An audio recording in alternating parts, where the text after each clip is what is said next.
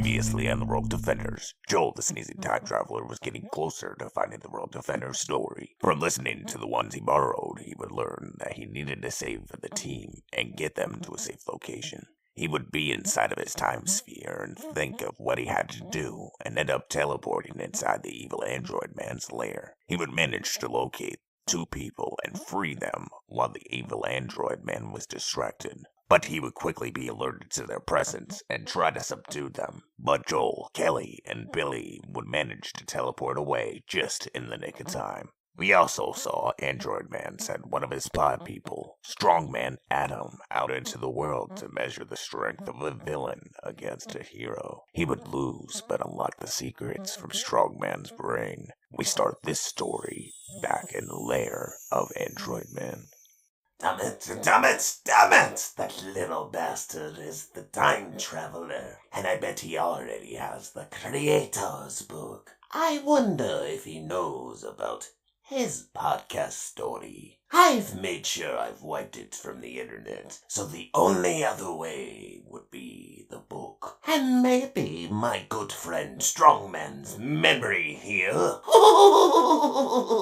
If the time travelers manage to save the other two, that means he has to have the book, so I'll have to think of a way to snatch that away. But in the meantime, let's check on the knowledge inside the brain of the Strongman. He walked over to the brain that was sitting on the table and hooked it up to a bunch of wires. Don't worry, my good friend. You won't ever need a boat again. Once I've finished up with your mind, you can have it back.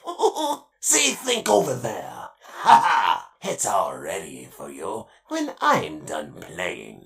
Speaking of which, let's see what knowledge you possess. The android man plugged himself into a giant computer console in the center of the room and logged inside a strong man's mind. He navigated the synapses as if it were the inside of a computer and worked his way around to gain access to the deep memories of Strongman Adam's mind. As he was navigating, all of a sudden a flash would occur, and he would be inside of a room with a kid in front of a TV watching a TV show. We zoom into the TV and into a different memory. We see a man standing outside of a door of a dorm, eavesdropping on what a girl named Kara says to her roommate, Samantha. They were gabbing back and forth, waiting for something to finish downloading off the internet, when Samantha said, I can't believe you're a fan of the podcast, The Rogue Defenders, too. I just found one of the episodes right before I went to class. I'm downloading it. Yeah, I love that podcast. It's hilarious. I like the quirks that come with the superhero abilities, like Joel having to sneeze and to be able to time travel, or Angelina shapeshifting when hiccuping. Like, who thinks of these things? It's gotta be a pothead. Speaking of which, here, I got one ready to burn. Light it up. All right, Bird Dog, shimmy! I know, right? Wet Girl? Music Man and his partner G-String. So many good ones. But I like Kid Question because he brings sarcasm to life. Yeah, he's great too. The list goes on and on. I'm surprised he was never a TV show. We see Android Man is hidden in the background as a ghost. He can provide a director's commentary, but no one hears him. Oh, come on, get to the point. Are they gonna make out to something? No. Why am I even seeing this? Oh, because Creepshow is hidden behind the door. Just come inside already. Is there a way to fast forward this thing? So what are you downloading? Everything? No, only the hidden lost episode. There's more out there, but they're super hard to find. I bought one off the scalper at Comic-Con. Really? What was the story about? The aftermath. So allegedly, there's two different endings, and nobody knows which one is the correct one, but the one I got at Comic-Con is the one where the villains win. What? So what happens? Because I always thought Android Man rains down a mist upon the earth and gives everyone superpowers. Is that not what happened? No! So the Sinister Machine Man turns out not to be dead after all. That part is true. It's Android Man, you dumb biatch. Wait, what did she say? Not dead after all? Rah! You fucking asshole, you scared me half to death. Not next time. Good. I was hoping to scare at least one of you. Am I too late? I must know how I died and came back to life. Tell me, you fool, or feel my wrath. Where's the bloody rewind? I hate old technology. The android man tried to use his powers, but they wouldn't work. He was gonna learn patience, amongst other things. Fine, alright, I'll be patient. Come on and play that stupid podcast already. The computer dinged, announcing that the download was done. Shibby! Guys, it's done! Come on, gather around as we indulge on a story of the Rogue Defenders podcast that was lost in time.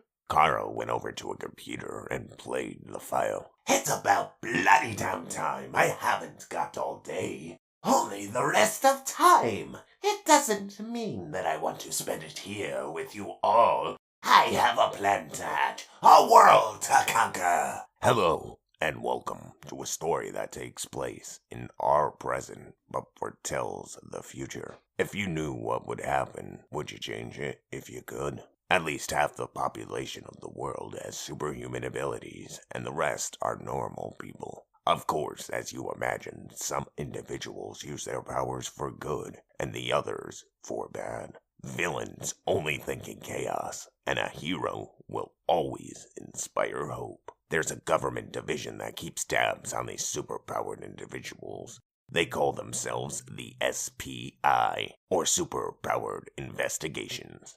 The questions that they desire to know: are villains truly bad?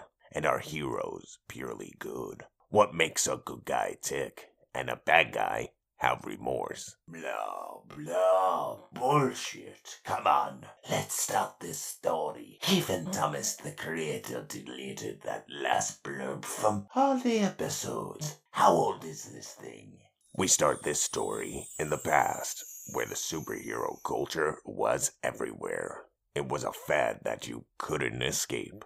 All over the world, kids dreamed of being their favorite superheroes, while adults dreamed of being a villain.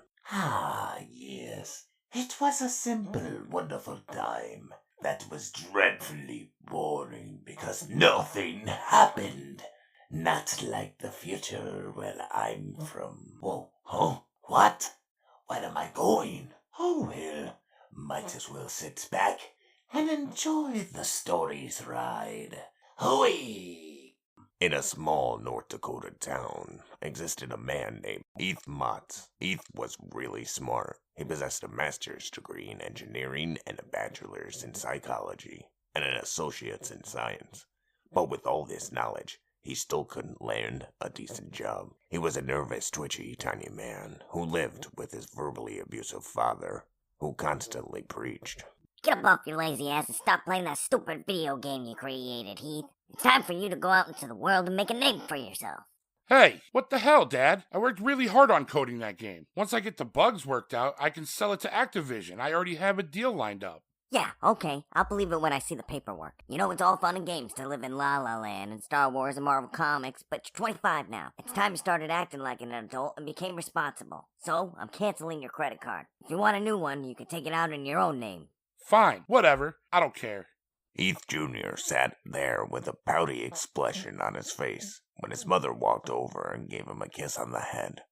Now Heath's mother, on the other hand, was the complete opposite. She preached, "Don't let your father get to you, honey. I don't care what you do in life. I just want you to be happy. And find something that you enjoy doing. You don't want to end up like your father." Like what? Rich? Successful? Why does everyone say that? Son, if you end up like me, that means you won't be taken advantage of. Is that such a bad thing? Life isn't all cartoons and sunshine. Sometimes you have to be an a-hole. People get over it. Yeah, okay, thanks, Dad. Hey, listen, I'm gonna head down to campus for a Halloween party. "Oh, honey, you should wear your nice suit. When a woman sees a man like you dressed all spiffy like that, she is sure to swoon." There's no time to change. I'm just gonna go as myself. I'll be home around midnight. Don't wait up. Heath ran out of the house and into the evening. He skateboarded down to the campus to boogie down. All over, students were dressed as their favorite superheroes, naughty nurses, and spooky ghouls. Heath arrived on campus and went to the fraternity house that was having the big bash. He went inside, and that's when he saw her. Elizabeth. She was the girl of his dreams. He helped tutor her in psychology. It was one of the degrees he owned that he had done nothing with. He approached her, and Spider-Man would grab his chest and explain, "Please, help me. The Spot has brought us here. Have you seen Madam Web or Mary Jane?" Wow, you don't only look the part, but you're giving him his own original story as well? Bravo, dude. You should totally win the cosplay contest tonight. Heath would pat Spider-Man on the shoulder 2 times and shrug him off and begin to walk towards his friends. The woman Elizabeth greeted him with a tight, warm hug and said, Hey Heath, glad you could make it. Thomas was just talking about his podcast he was writing about heroes and villains. Yeah, my goal is to make an original story about superpowered people and add a twist to it. I'm not sold on the name. How about the Rogue Defenders? And a twist like what? Like you possess the power of invisibility, but in order to activate it, you gotta fart. Hold up, wait a minute. Did you say fart? Dude, like I'm standing right here. You can't say that in front of a lady. What are you talking about? I don't see no lady here. I only see my crazy psycho sister in front of me. But wait until you guys see what I did with hiccups. I don't even want to know. Oh, come on, you guys. Don't go. I was just about to start singing Rudolph the Red-Nosed Reindeer. No, please don't. Christmas is like 2 months away. I can't help it. I'm drunk. Haven't you ever heard of Christmas in July? Rudolph the Red-Nosed Reindeer had a very shiny nose. And a smelly ass. And if you ever saw it, you would even say it glows. Like a smelly ass. All of the other reindeers used to laugh and call him names. Like, hey, smelly ass. They never let poor Rudolph join in any reindeer games. Like smelling ass. Elizabeth and Thomas burst out laughing as if there's an inside joke with the song. When they stop, Heath says, So, Liz, you look very stunning tonight, as well as every night. Thanks, Heath. I know. I'm sorry. I tried to keep a straight face. You look very handsome tonight as well. Would you both excuse me? I see a beautiful young blonde that doesn't have any alcohol. Hi, miss. Yes, would you like to see my PhD? It stands for Pretty Huge Dick. So, thanks again, Heath. I got my final back today, and I got an A-. I wouldn't have been able to do it without your help. Yeah, no problem. Happy to help. It's not like I was doing anything. Elizabeth and Heath would stare into each other's eyes. He would go and lean in for a kiss when Thomas would come running over and disrupt the moment. You guys aren't gonna believe this. Connie, that cute blonde over there? Dude, nobody cares if she touched your wiener or whatever. Ooh, Bun. I like this fellow. He has tenacity. Now kiss the girl, you idiot. You guys aren't gonna believe this. Connie, that cute blonde over there, has this really cool power. She's creating these mini black holes in the living room. She very well might be the first superpowered person ever. Everybody flocked to the living room to see Connie perform her parlor tricks. She opened and closed the palm of her hands, and black circles would emerge from around the room. Spider-Man would come swinging into the room, and she would send him flying through a portal, but nobody would notice because it all happened behind them. Thomas asked from the crowd of people, Connie, how are you doing that? What, this? I don't really understand it myself. My father made this time dilation device when I was a kid, and I was playing with it, and it broke by accident. The next thing I knew, I didn't need the device anymore. I had the power to do it. So, what are you right now, horny? No, you idiot. I have my period, but I am drunk. Since when did you discover you could do this? Since I was a little kid. Maybe 4? Holy shit. I'm losing control. I think I opened too many black holes. Connie would start to lose control over black holes as there would be too many of them open around the room, and things from all around the room would start being sucked inside of them. The people who froze in fear would be the first ones to get taken by the black holes, and they would get bigger and collide into one another. It would eventually form one giant black hole inside of the room. Damn, Black Hole Girl ain't no joke. Y'all better run. Heath, what's going on? Where is... Ah! Liz, no! Heath ran away throughout the frat house along with the others trying to escape.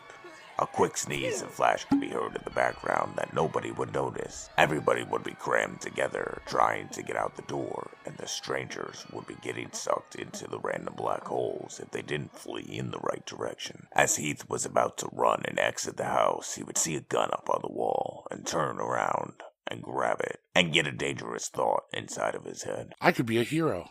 The man who killed a metahuman. Heath only had one thought in his thick skull. To take out that girl, Connie.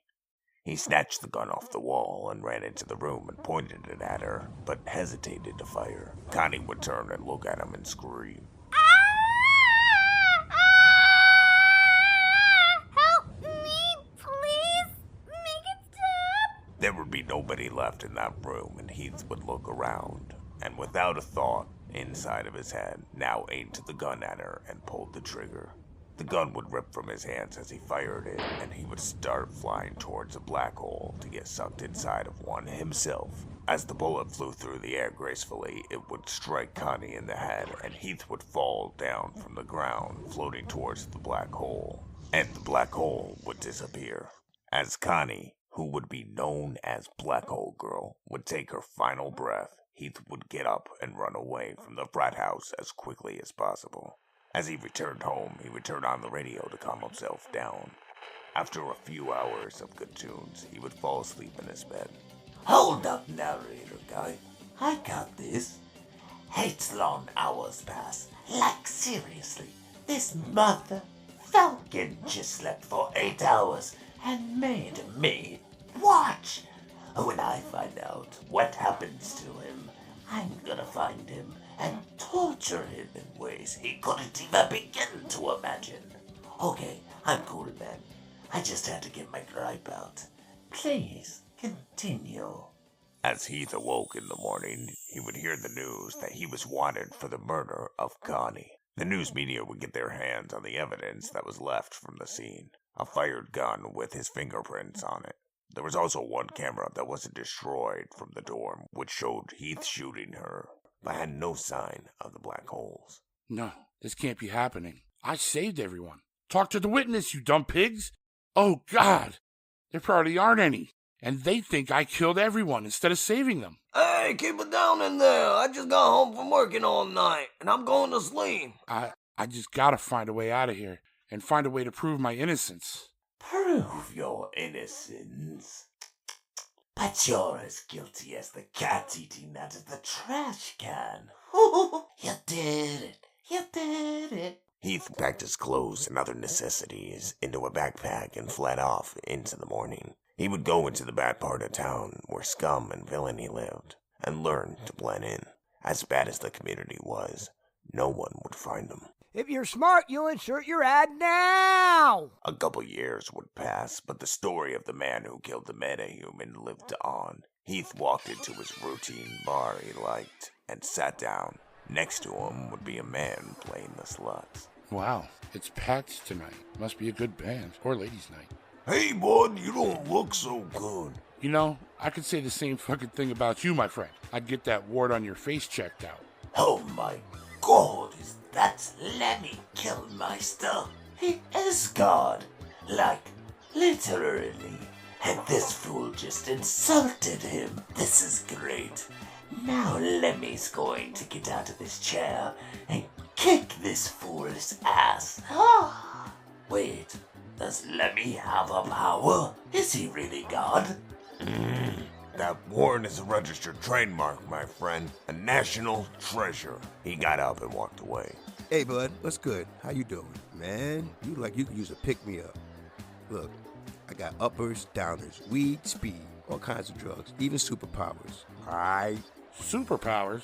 Well, yeah, it's kind of experimental. You take it once, and if your genes allow it, you get meta-human powers. And if not? Well, if not what? Trust me, you're gonna want this. Let's just say I can read people. What do you got to trade for this bad boy, homie? How can you peddle something you probably wouldn't even do yourself? But that's where you're wrong, man. Here, man, look. I'm living proof it can work. Do you want it or not? The man disappeared and turned into smoke that started to rise from the ground up to the top of the bar. As the smoke got to the ceiling, it would turn back into a man, and he would drop and land on top of the bar. See, your vision doesn't need to be smoky. I'll trade you my fancy drug for your ring. Looks pretty expensive. No thanks. I'm good. I just want to be left alone. Hey, wait a minute. Ain't you that guy that killed the super? Nope, not me. Holy shit, you're the freaking guy who killed the super. I know. I was there that night. Here. Look, listen. I would be honored if you took my drug and got superpowers. Here. The man forced the syringe into Morris's hand and laughed as he puffed into smoke. As the smoke peered through the crowd, it would make its way up on stage. and a man would emerge from inside the smoke. People all over the bar cheered at the magic trick that they had just witnessed. Morris hadn't realized it, but he had just been pickpocketed. He got up from his chair after pounding his beer and went to leave the place. The drunk crowd was eating up the tricks of smoke that the man was performing up on stage, but it wasn't really a trick. It was his power. Hey, listen up, everybody. Hear me. Let's take a moment of silence and honor Black Girl Hole. Wait, did he just say Black Girl Hole? It's Black Girl Hole, you silly goose. Wait, I just said it wrong myself, didn't I? Damn it, Black Hole Girl. There we go. Let's rewind. Let's take a moment of silence and honor Black Girl Hole, whose life was taken from us a few years ago. She's the first metahuman documented by the government. May she rest in peace now. Gone, but never forgotten. The crowd would take a 5-second pause for silence to honor her memory, and then... Okay, now that we got that out the way, who wants revenge? And how many just want to kill a hero? Good, because her killer's trying to escape out the door right now. There he goes. Hurry up, get him. Heath bolted towards the door and his pathway would be blocked. He tried to run back into the bar, but another part of the crowd closed him in. He looked all around in a circle and realized he was going to have to fight his way out of this. He looked down at his hand and it would start shaking. He would go to run away, but as he did, he would turn into a dark cloud that blew away into the wind and outside of a window. After a few seconds, he could sense something with each person that chased after him, and it would be their fears. He would return back to normal and fall to the ground and get up and run away into the woods nearby. Inside the woods, weeks would turn into months, and another 2 years would pass. He would learn how to use his newfound power to blend into the fog or the mist over lakes.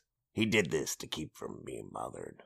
Some time would go by until a strange traveler with one body but 3 different voices would find him and say, "Yeah, hey you guys, Hi-ho, hi-ho.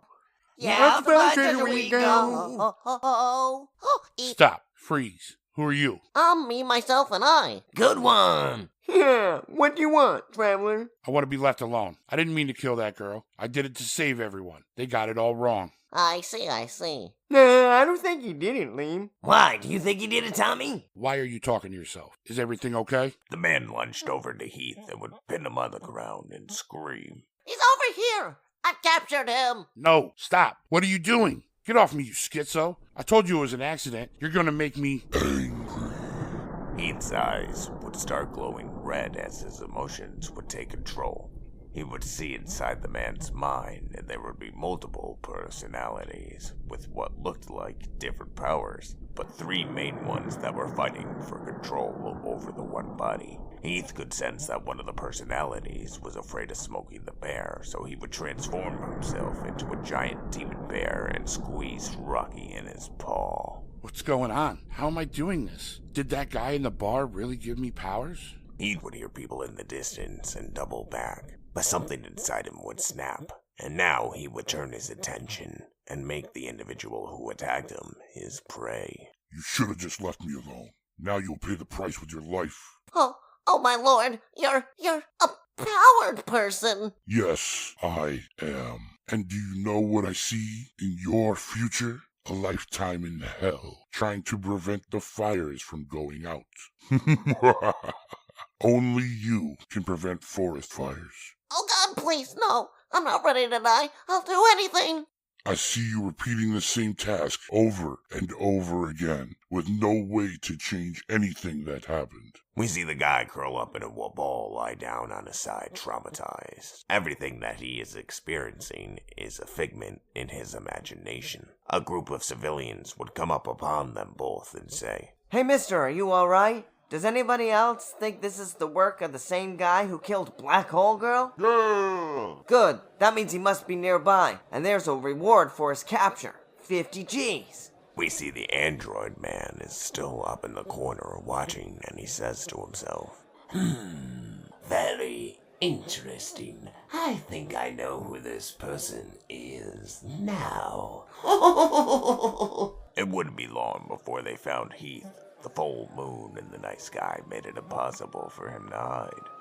In the distance, he saw a tall metal water tower with a crow's nest around it and ran towards it in hopes that the crowd would be too afraid of heights and wouldn't chase him up there. When he got to it and climbed it and reached the top, he would be a couple thousand feet up in the air, and nobody would dare to climb the tower. It wouldn't be long before the whole small town would show up, and police on the scene would try to talk him down.